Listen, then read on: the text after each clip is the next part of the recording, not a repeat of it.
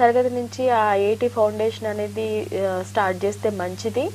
అలాగే ఆ ఏజ్కి వాళ్ళు ఆ చదువుని ఈ చదువుని రెండింటిని బ్యాలెన్స్ చేయగలరంటారా? నేను యాక్చువల్లీ చెప్పేది ఏంటంటే 8th నుంచి అంటే 6th నుంచి స్టార్ట్ చేస్తే మంచిదే. ఇప్పుడు స్కూల్స్ అన్ని కూడా ఇదే కదా సార్, మెయిన్ దీన్ని ఒక బిజినెస్ లాగా చేస్తున్నారు, కోర్స్ ని బిజినెస్ లా చేస్తున్నారు, అట్రాక్ట్ చేయడానికి, తల్లిదండ్రులను అట్రాక్ట్ చేయడానికి. 6th ఇది వరకు నేను విన్నది 8th నుంచి, ఇంటర్ ఫస్ట్ 10th నుంచి అన్నారు, తర్వాత 8th నుంచి 6th కి వచ్చింది. రేపటి నుంచి ఫస్ట్ క్లాస్ నుంచి చెప్తారంటారేమో. మరి దీని ఒక బిజినెస్ కింద మార్చి తల్లిదండ్రులు కూడా అట్రాక్ట్ చేసి వాళ్ళు కూడా పిల్లల మీద ప్రెషర్ ఇచ్చేలా చేస్తున్నారు విద్యా సంస్థలు అనేవి. దాని గురించి అడుగుతున్నారు. సో బేసిక్ గా ఏ వయసు నుంచి స్టార్ట్ చేస్తే సరిపోతుందంట? ఇప్పుడు ఏంటంటే పిల్లలు రకరకాలు ఉంటారండి. కొందరు పిల్లలు ఫాస్ట్ లెర్నర్స్ ఉంటారు.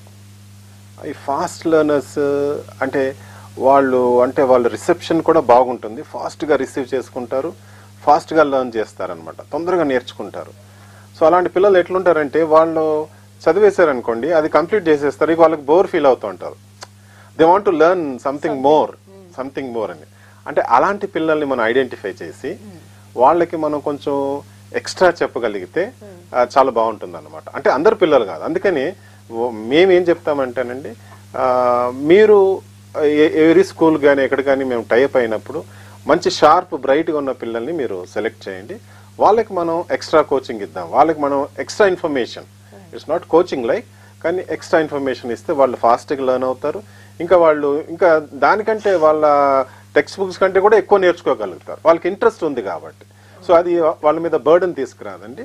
సో అట్లా ఆ విధంగా చేయటం మంచిది.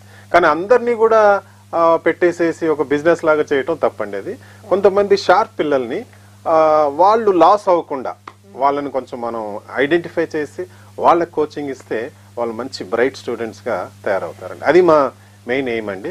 నేను దాన్ని ఎంకరేజ్ చేస్తాను. ఓకే.